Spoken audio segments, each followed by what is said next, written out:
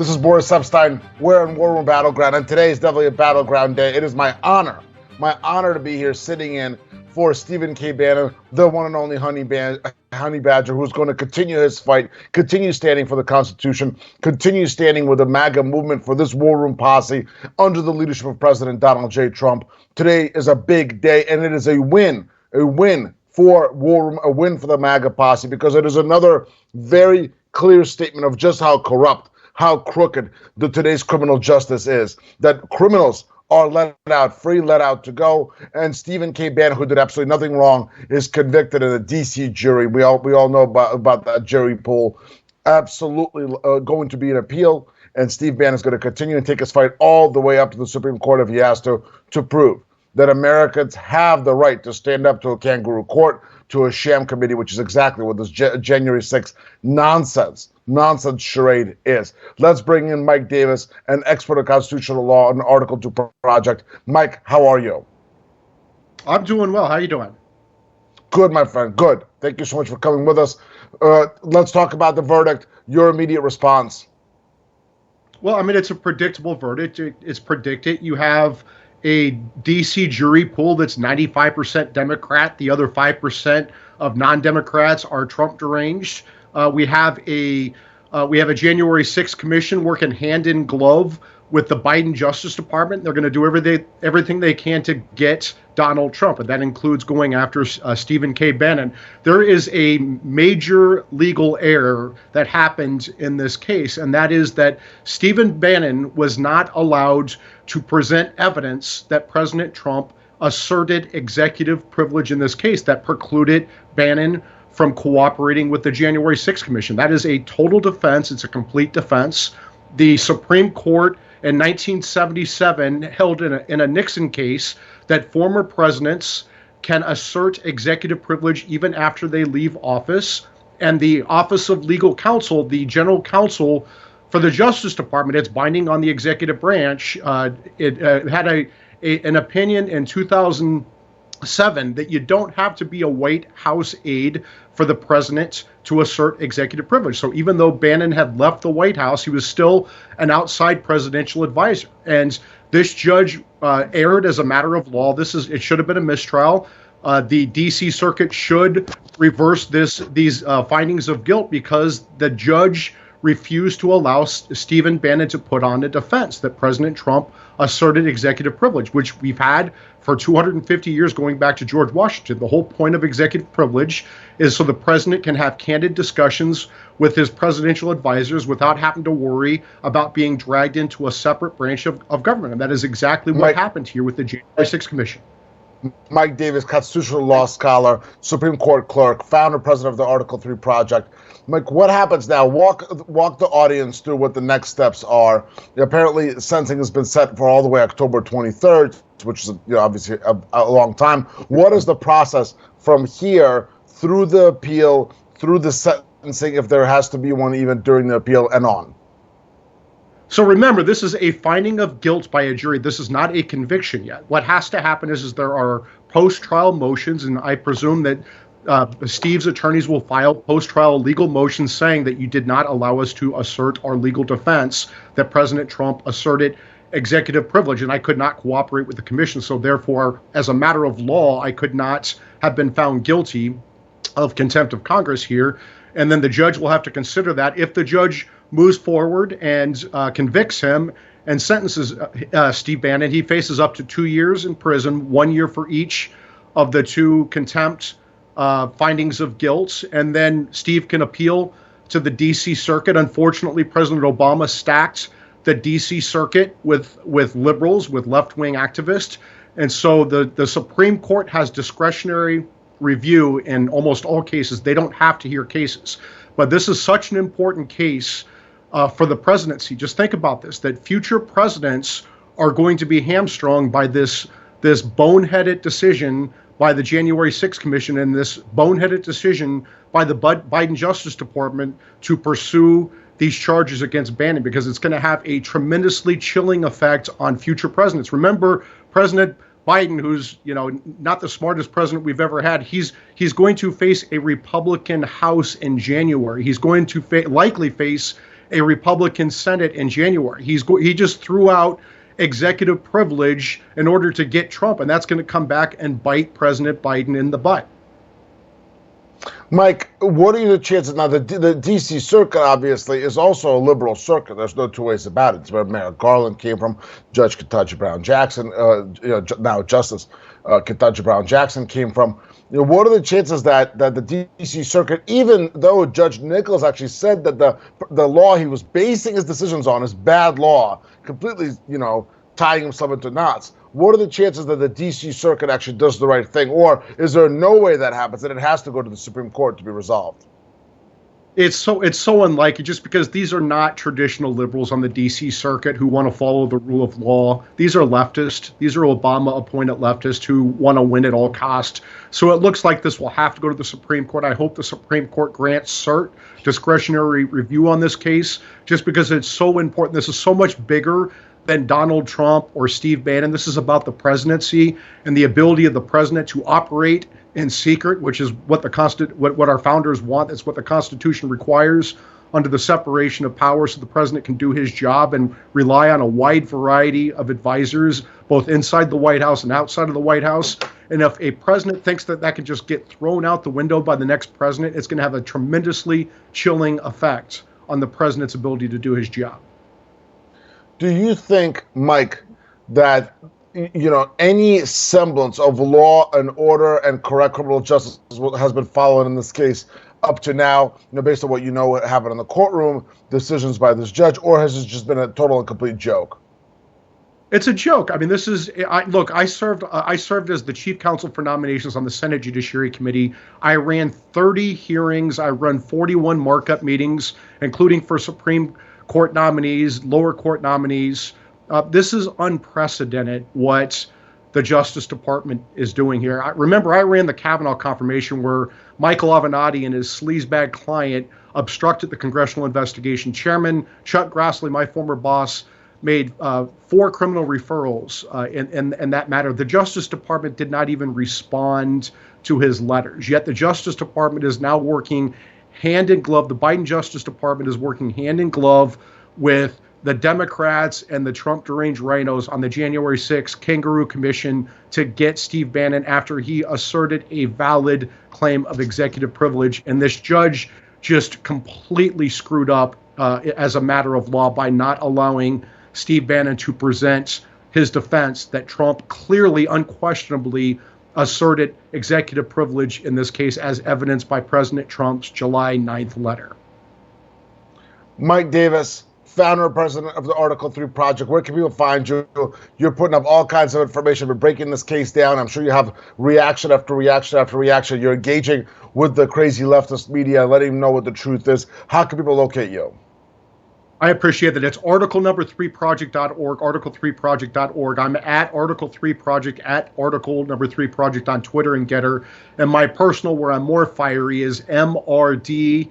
MRDDMIA, that's my initials in Des Moines, Iowa. And thank you for having me on. And we need to keep fighting for Steve.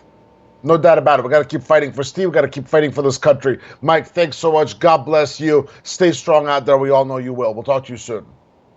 Thank you.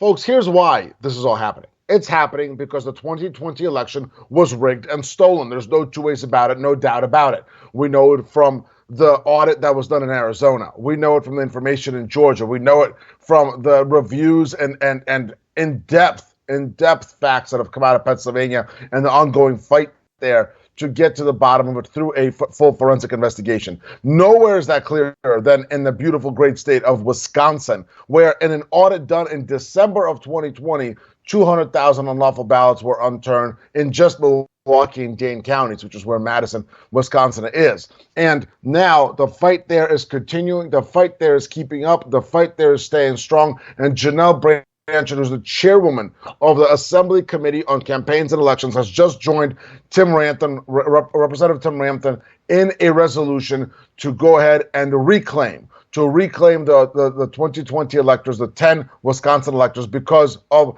the overwhelming fraud that's been proven by the audit that was done and also has been proven by the work of Judge Mike Gableman and the information that he's offered. Representative Brandtjen, Chairwoman Brandtjen, are you with us?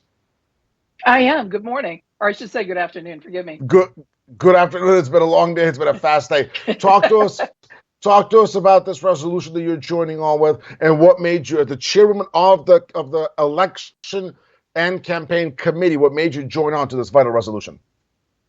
Well, we have in Wisconsin endured persons who declared themselves indefinitely confined.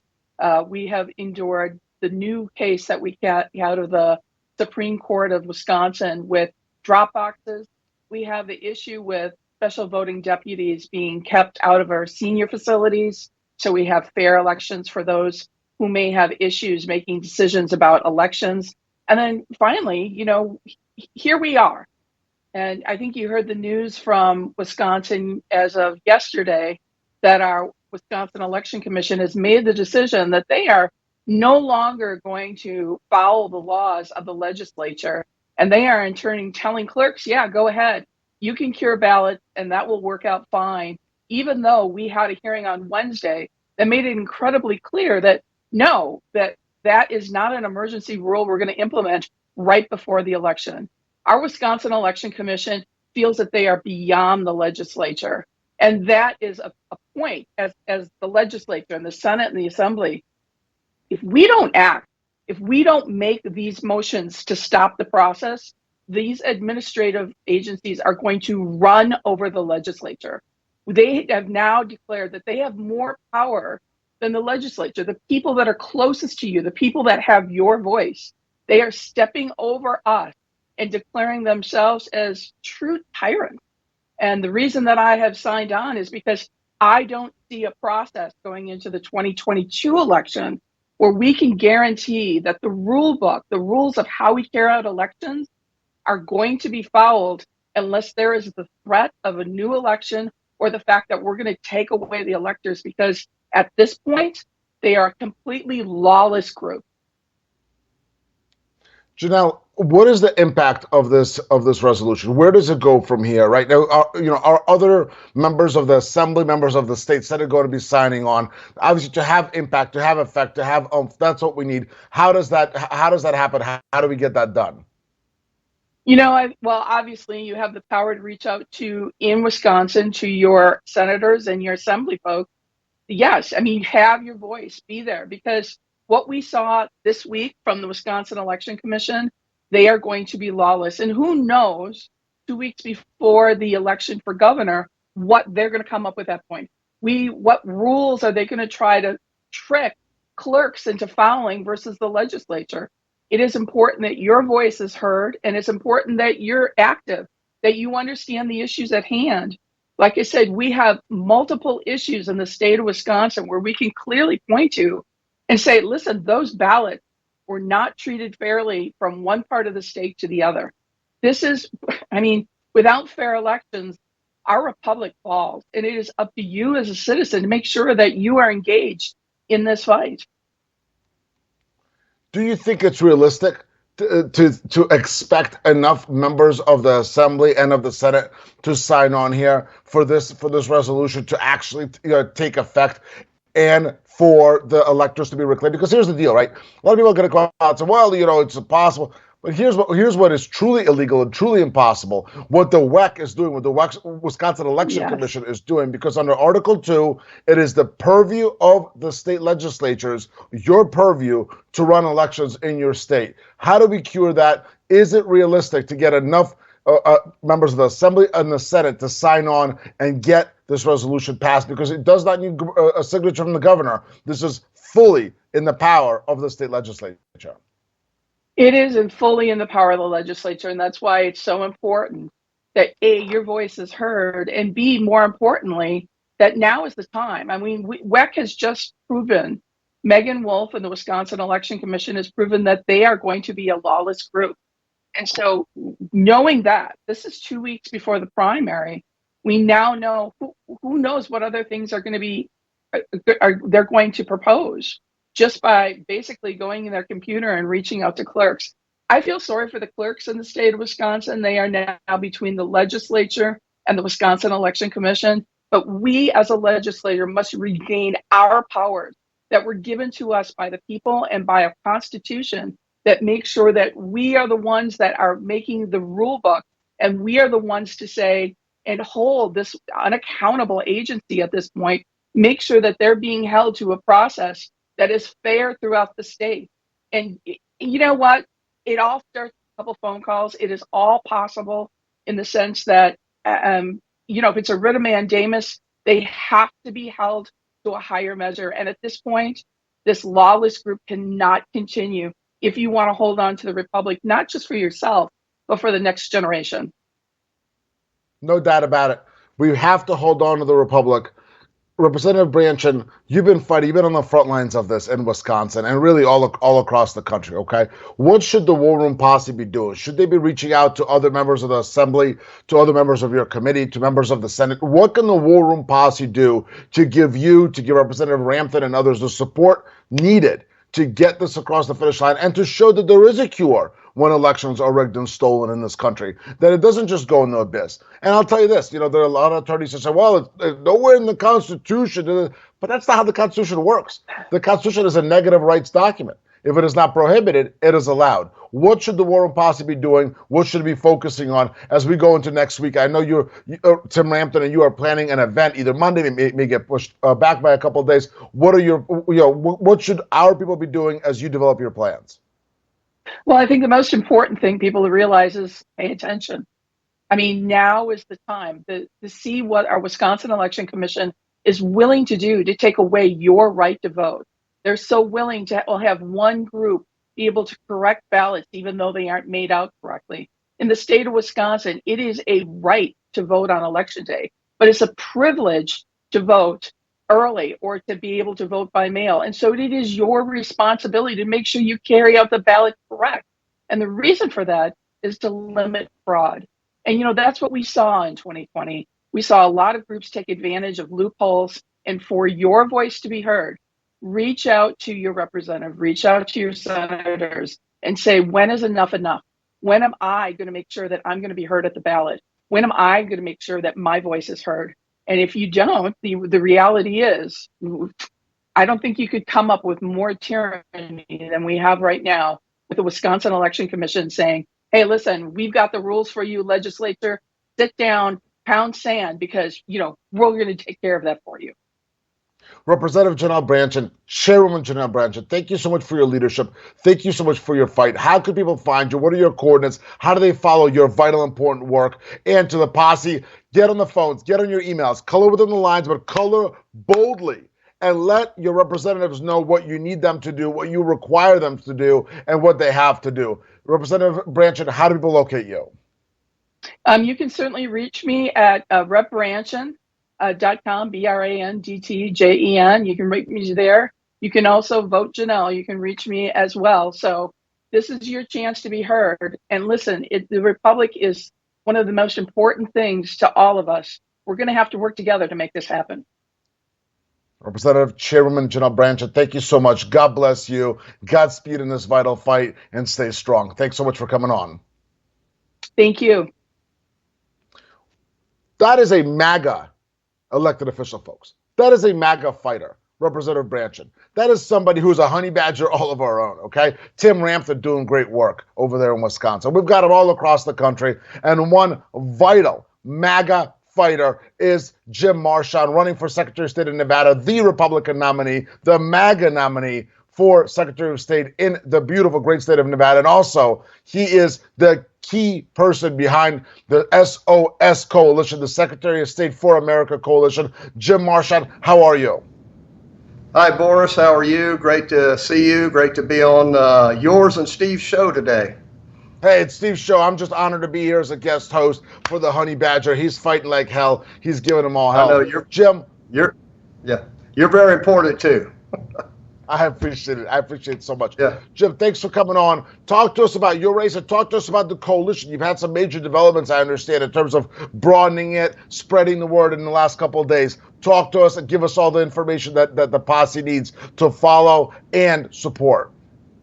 Yeah, first of all, following Janelle's segment right there, I can tell you what the main problem is in Wisconsin that she probably smartly wouldn't say, is their speaker, Robin Voss. He's the one that's blocking everything up there. So I would urge anybody that's in Wisconsin that's listening to this, get a hold of Voss. He's the one that's blocking everything up there. We've got a coalition member up there, Jay Schroeder, who's our Secretary of State candidate there. As you know, Tim Rantham is running for governor there. He understands what we're doing and what needs to be done in Wisconsin. And one of the things that we're trying to do in Wisconsin is return the authority of elections to an elected official and get rid of the Wisconsin Election Commission.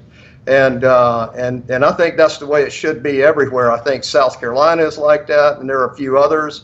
It needs to be an elected official that can be fired, and that's the problem. Why we have the problem we have in Wisconsin is because of the commission that is not elected, and we need to change that here. So I would urge everybody in Wisconsin to get on board with that. So yeah, as far as our coalition, we're doing great. We're holding summits all over the country still. We've got now merchandising on our website where we're selling hats and shirts that make elections safe again, make elections fair again.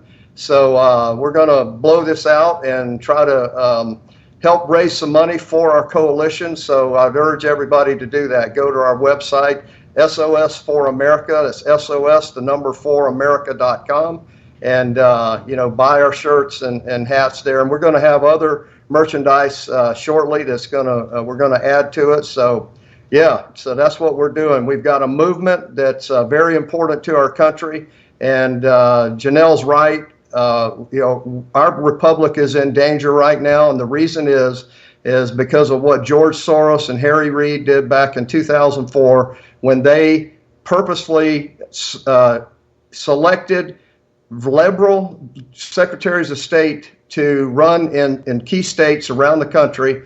And they got elected in 2006. They implemented the machines, and we're in the shape we're in today because of that. And our coalition is counter and reversing that. We're trying to get coalition members that all we want is fair and transparent elections. That's it. We're not trying to tilt the playing field in our favor or anybody's favor. We just want the people's voice to be heard around the country, and that's what we're doing. I love that, Jim. It's so important, so vital. Talk to us, how did the coalition start? I mean, it's you, it's Mark Fincham, and so many others. How did you start the coalition? SOS, number 4America.com. Memphis, if you can get it up as soon as you can, please, that'd be great. Jim, tell us about the genesis of the beginning of this coalition and where you see it going in the near and long-term future. Yeah, so as you know, and if people don't know, I ran for Congress in 2020 and did not win, and I believe it was because of election fraud. And I started the process immediately, November 4th, trying to expose what they did and let everybody know how it happened and try to keep it from happening again. So I filed lawsuits. I worked with President Trump's team to uncover this, and we had 122,000 anomalies here in Nevada that we submitted to the Secretary of State, and basically that went nowhere because we have people in office not only here but all over the country that are basically part of the uniparty. They're Democrats in Republican clothing, and they don't do anything. So they're, for whatever reason, whether they're bought and paid for or they just believe in the democratic values. So that's our problem. So anyway, after the election, I was approached by some people that are MAGA type people. They said, what are you going to do? Are you going to run for Congress again? And I told them, yes, I was thinking about that. And they said, well, would you consider running for Secretary of State?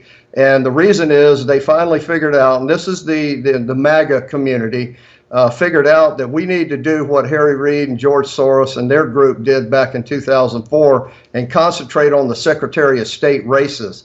I contend that the Secretary of State races around the country right now are the most important races in the country. And the reason is we control the election system. We need to get back to fair and transparent elections so we can save our republic. So that's kind of what happened. So I ran for Secretary of State, and they also asked me to put together a coalition very similar to what Harry Reid and George Soros did, and that's what I've done. So this was in February of 21. We had our inaugural meeting in May 1st of 21. It was Mark Fincham, myself, Christina Caramo, Michigan, Jody Heights, Georgia, and Rachel Ham, California. That's that was a the power initial group right there. That's a power group. That's a power group. Jim, I'm going to hold you over over the break, please. Jim Marchant, running for the Secretary of State in Nevada. Absolutely vital for him to be the next Secretary of State, so Nevada cannot be stolen from us in 24 and beyond. And he is the key force behind that coalition. SOS4America.com. SOS4America.com. We'll be right back.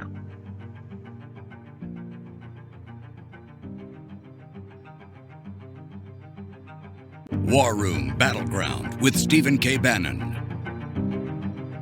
Okay, David Schoen's going to talk here in a second about exactly what the jury heard. They came to their conclusion, right, about what was put on in that courtroom. David Schoen's going to talk to you about our appeals process. But listen, in the closing argument, the prosecutor missed one very important phrase, right?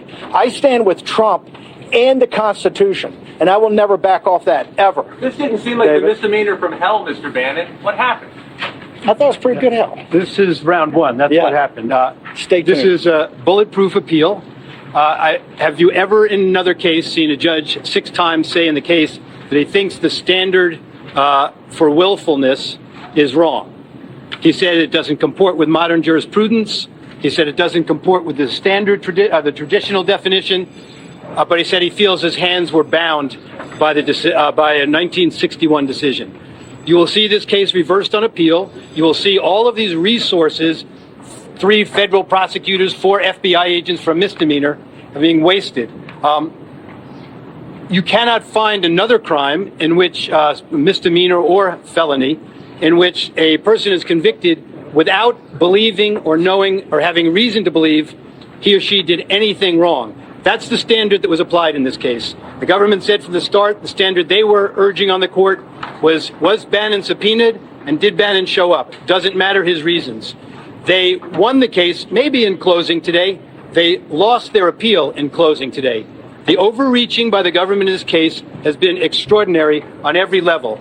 But shame on this office of the United States Attorney's Office and the Department of Justice for how far it went in this case. They put forward an argument today that completely tears asunder constitutional principle of separation of powers. They argued to the jury today that when a person gets a subpoena and executive privilege is invoked, it's for Congress to decide whether the executive privilege is valid and how broad it is. That's absolutely false. The courts, if there's a question whether the question is justiciable in court, but if it is, only the courts can be the arbiter. They likened today Congress to a referee on a playground field with children, and that Mr. Bannon didn't want to listen to the referee. That's not how our constitutional structure works. Whether one believes executive privilege was properly invoked here, was valid, how broad it was, etc., when a former president or a current president invokes executive privilege, it's presumptively valid, period. It's not for Congress to... It is presumptively valid.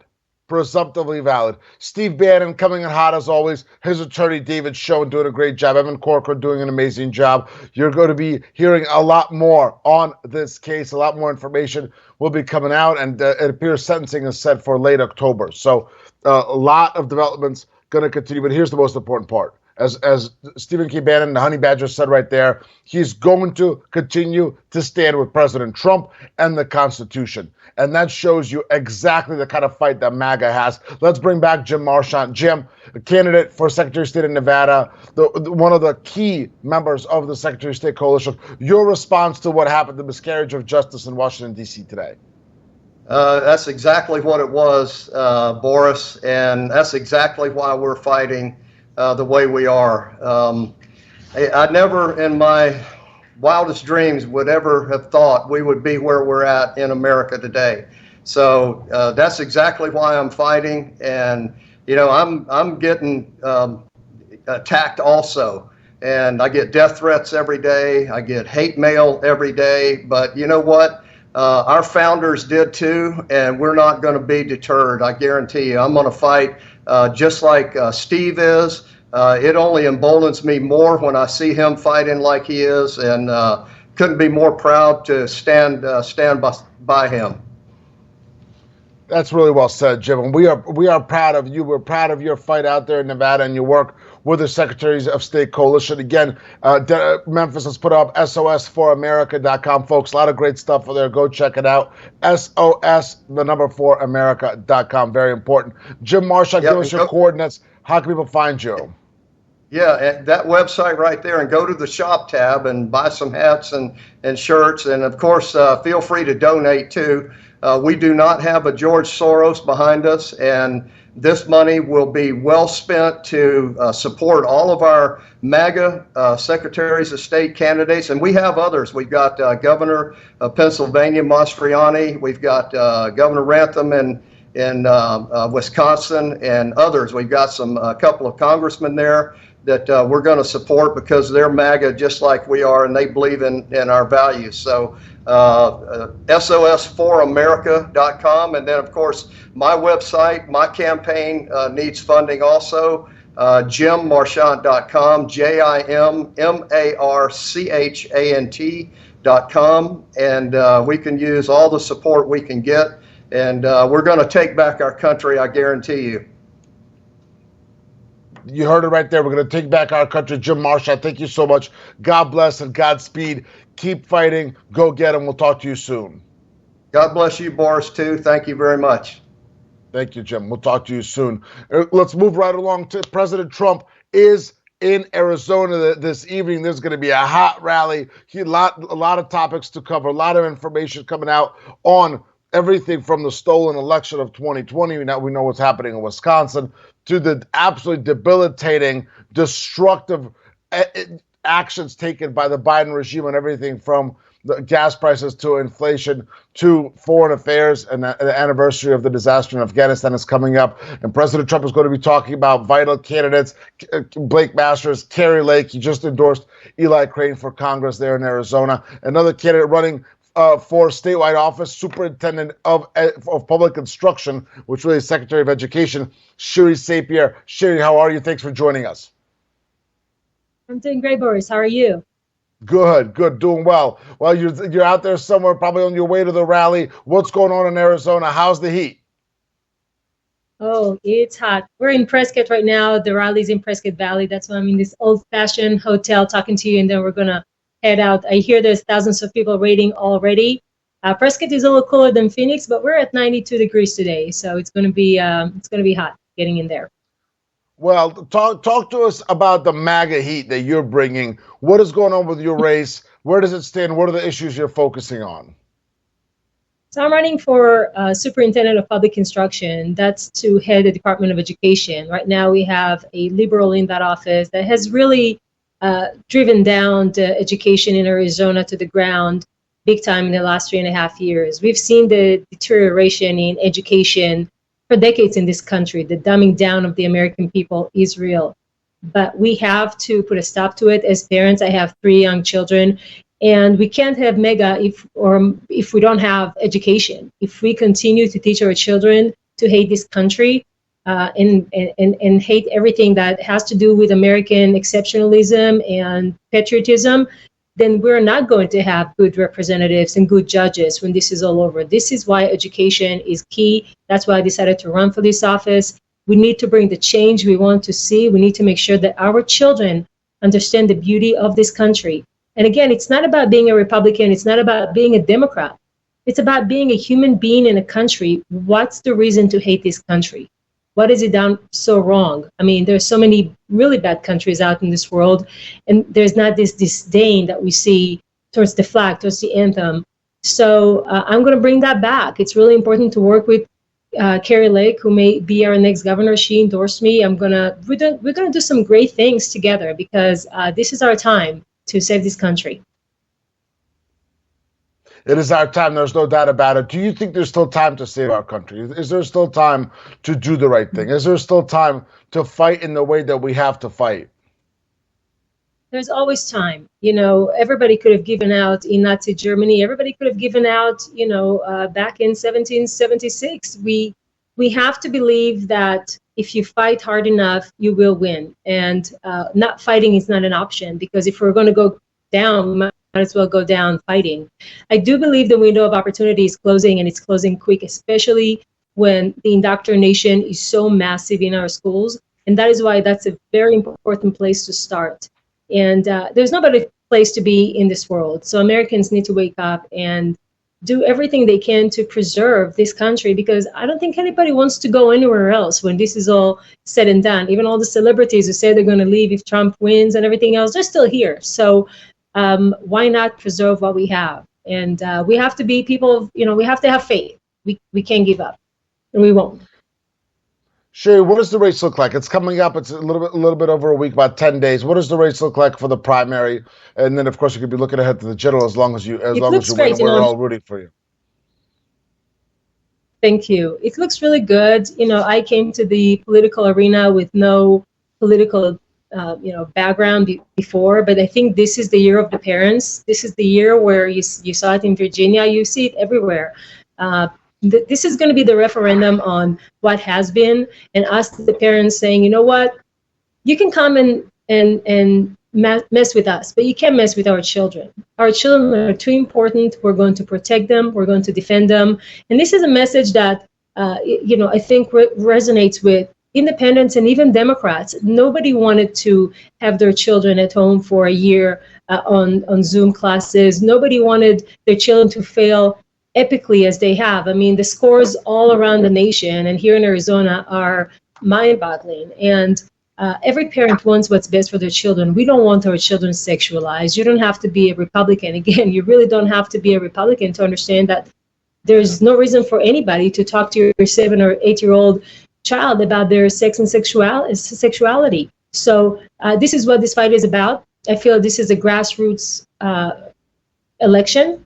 We see that most people actually running in a lot of races are from outside of the political apparatus. So I think we have a good thing going here in Arizona. I'm very excited. It's 10 days. It's coming up real soon, and I think we're gonna have a real red wave flooding. But this is just a primary. The red wave is going to happen in November when we go against the Democrats. Shiry running for Superintendent of Instruction. Shiry Sapir. How can people find you? How can they locate you? What are your coordinates? And what is your sign-off message for the War Room Posse as you get on a sprint to the primary on August 2nd? My website is sapiraz.com, SAPIRAZ.com. You can find me on Twitter as well. You know, I really think that we all need to rally behind the idea that preserving child innocence should be the objective for any decent society. This is what this race is about. This is a race about educating our children, create intellectual environment, and not indoctrination, brainwashing environment. Good for them. We want them to be productive members of our society. We want them to succeed. We want them to win, and we want them to have the American dream in the palm of their hands. It's here. They were born into it or came here for it. We need to make sure that we give them that promise, and this is our responsibility as parents. And well, this is what my campaign is about. It's a children rescue mission, and I'm determined to do everything I can to make sure Arizona kids are as educated, happy, and wholesome as they can be. Shiry Sapir, God bless you. Godspeed in this race, in this sprint to the finish. We've been there with you from the beginning, and we met over a year ago now. And God bless, stay strong, and keep on fighting. Thank you. Thank you, Boris. Thanks for coming on. Folks, the show's been jam-packed, so much power. Vital day, of course, as the fight continues. Stephen K. Bannon, the Honey Badger, not giving an inch, fighting for President Trump, fighting for the Constitution, fighting for America, and against the charade, the kangaroo court of January 6th. And what is it all about, folks? Why are the Democrats pushing this? Because they are trying to distract the American people from the disaster that is the feckless Biden administration. And one of the key vital examples of that fecklessness is the terrible situation, the lack of a southern border. Todd Bensman, an absolute expert on the border, is with us. Todd, how are you? Doing well. Thank you for having me. Absolutely. Talk to us about what's going on. A, what the status is at the border, and then B, why you've got Muriel Bowser, one of the leftist libs of all time, talking about, oh, this is so bad. How do we fix this? Why are there illegals coming to the cities? What is the really behind this sort of, if you think about it, intra-liberal fight? Well, if you have 200,000 illegal immigrants every single month crossing the border, and 100,000 of them are being admitted in, and another 50,000 every month are getting through the border anyway, eventually they're going to show up in your city, and they're going to show up in your homeless shelters, and they're going to get onto your public assistance safety network net. And I think what's happening is suddenly they notice that something is happening at the border and are complaining about it in a way that's pretty ironic, because they're saying things that sound almost Trumpian, America first, what about our homeless, that sort of thing. But it's the greatest mass migration crisis in American history by every single metric. This thing has smashed every illegal immigration record that there is. And we're looking at 2 million people have flooded in over that southern border and have been routed and diverted to American cities all across the country. I highly doubt that only 2 mayors are suffering their presence. The rest of them are probably suffering in silence. They are in all American cities in large numbers. They had to go somewhere. Todd, where does this go? Right? Where does this issue go from here? I mean, obviously the Biden administration doesn't want to solve it. Hopefully we have the 100 seats, 100 years wins we are all fighting for and are confident in November. Then you've got MAGA taking over the House and the Senate in January. But then we're not going to, we're still going to likely have a Democrat in the White House, whether it be, Joe Biden and whatever's going on upstairs over there, or it's Kamala Harris, which may be even worse, or somebody else. What can be done now? What is the solution? And is anybody doing anything about it? Is it at the state level? Is it at the county and local? What's the solution? I really wish I had good news for you on that. And come on, Todd, we need some good news. I mean, honestly, the issue, the power lever over illegal immigration goes to one place, and that's the Oval Office. The Congress can hem and haw. They can try to, shut down the government. They can hold appropriations over their heads if Republicans were ever to get the chambers. But ultimately, it's up to the White House to put the brakes on this thing.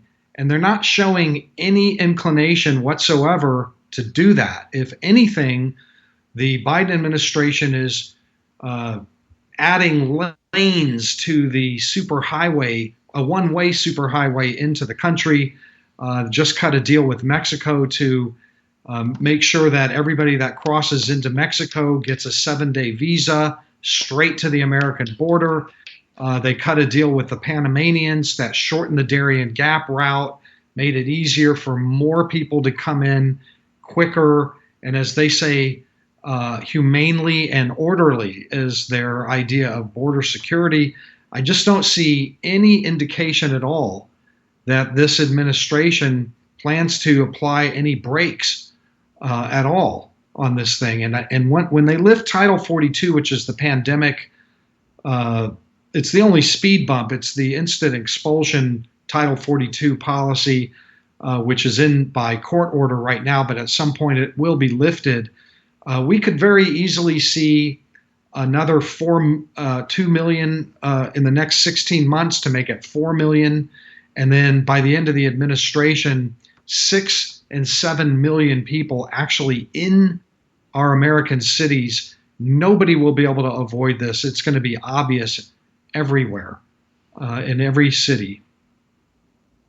And then how quickly, say, as we hope and expect, President Trump runs for office and runs for presidency and walks into the Oval Office, the latest, January 2025.